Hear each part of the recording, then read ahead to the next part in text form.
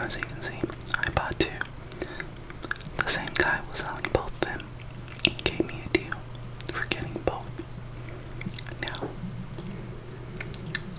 on these, they usually have like a dog paw on top of the bait, but you can see this one. It's all wood. This one's actually, both of these are OG bunkers.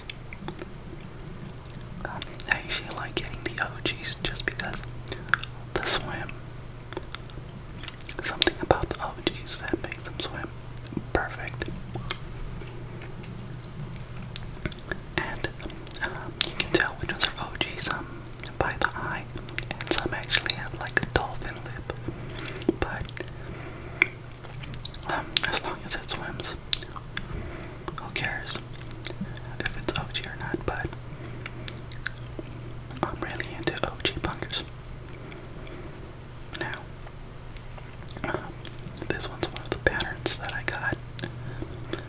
I'm not sure what it would be exactly. I was thinking like somewhere between a shad, troutish. I'm not sure, but these are my backup ones. I did realize that I needed backup ones, and I like to just you see how I'm moving the reel, pop the reel. If I don't want to work the rod, I pop the reel on my Trans 400 high gear ratio.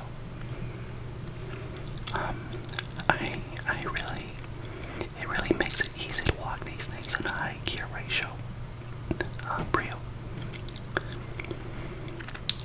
Less work on the rod, more reel popping.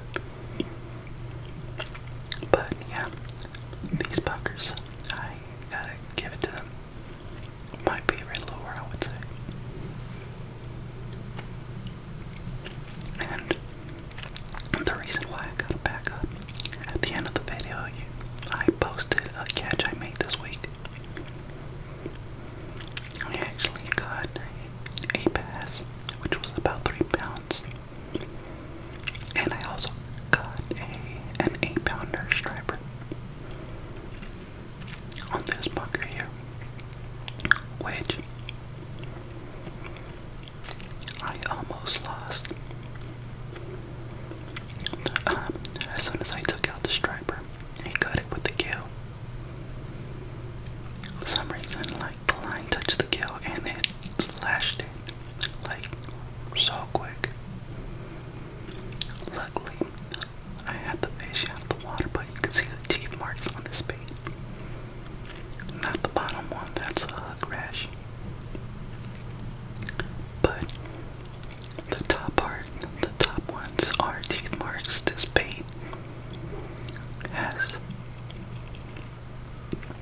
bait has, honestly, it's a proven bait. I don't think I'll ever get rid of this one. I'ma fish it until it really, like, until I tear this bait apart. And that is why I bought two more. I came across a deal, even the eyes are scratched from teeth marks. Like this whole bait. It really, really gets big.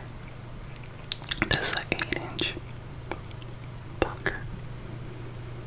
And I would say this is my favorite lure, along with the Hinko and 8 depths and the 316.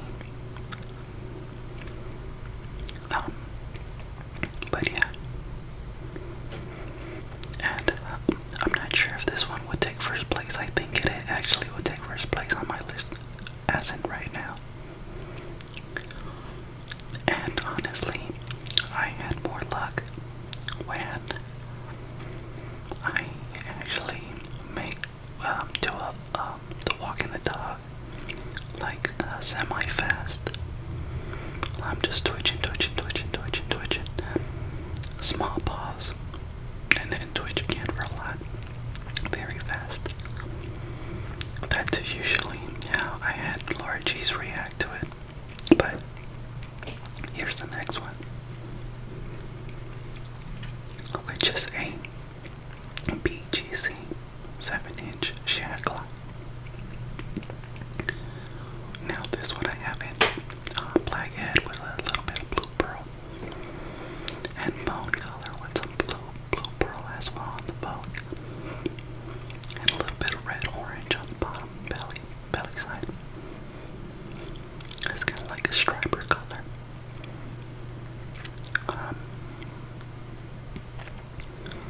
I am leaning more towards stripers when it comes to my colors. If I could catch a striper, I'd rather catch that over a largie, and that's just because the size. They usually get bigger than the largies here at my lake. So lately I've been leaning more towards striper colors instead of largies.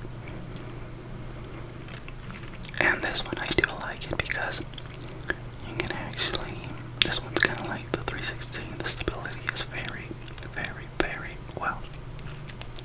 You can do slow, you can do raw twitch, you can do real fast. And then there's actually one thing I like about this bait.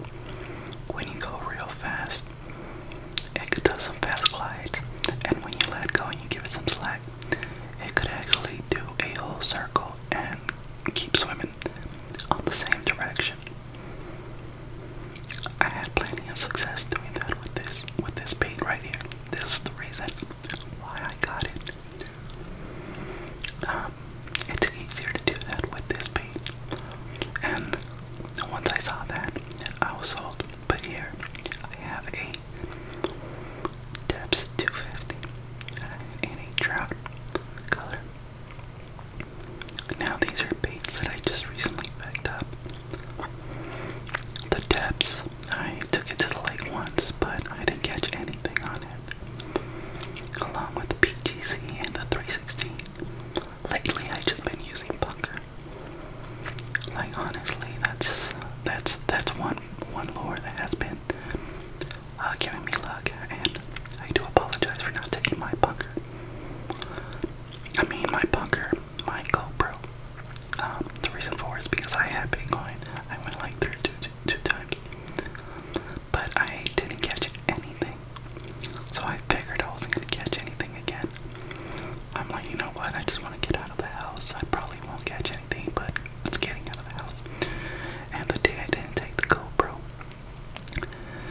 is the day that I catch two nice ones, a largie and an 8-pound striper. And my friend, like, he got like 2 minutes before I got my 8-pound striper, he actually got an 11-pounder.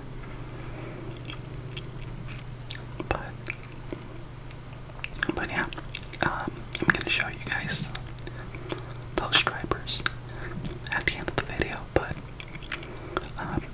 real quick, I want to show you guys a tip that I do myself on my lures. Now, keep in mind, every glide that I buy, I focus on wide glides, glides that I could pause and they could kind of almost suspend. That's my style. Some people prefer a tighter glide, shorter glides, but that's just me, and that's how I lean on.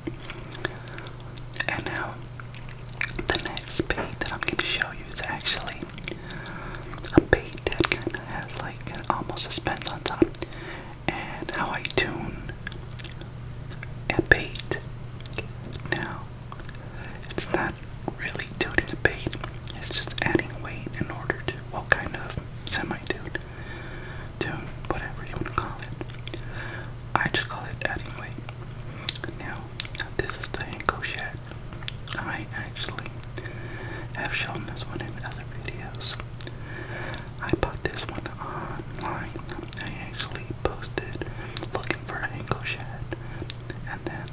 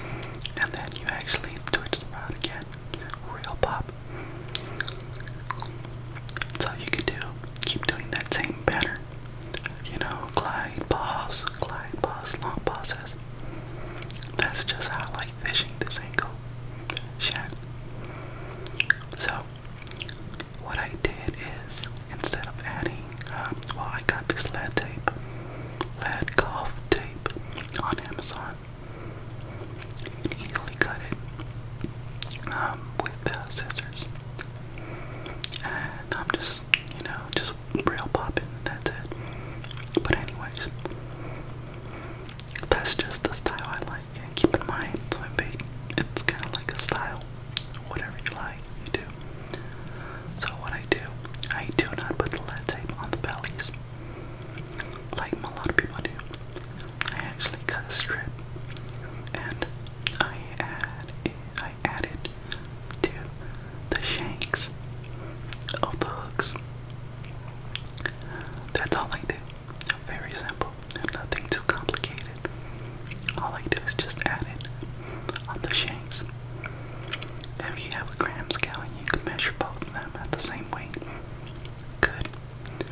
If you don't, just take the lead tape to the lake with you and toss it around until you get the exact swim that you want. Very, very simple way to tune your bait, especially the high float ones. I prefer something that floats. That way you can tune it to suspend, slow sink, or anything. But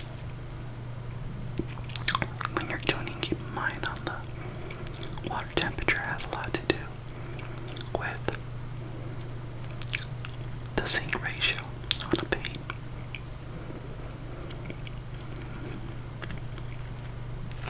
Now, from what I heard, the colder the water, the more it floats. The warmer the water, the faster it sinks. And it seems to be true. So, that was it for this. Just adding lead tape on the shank. Now, here I have the Inco, the Depths 250 slide swimmer, and a trout pattern.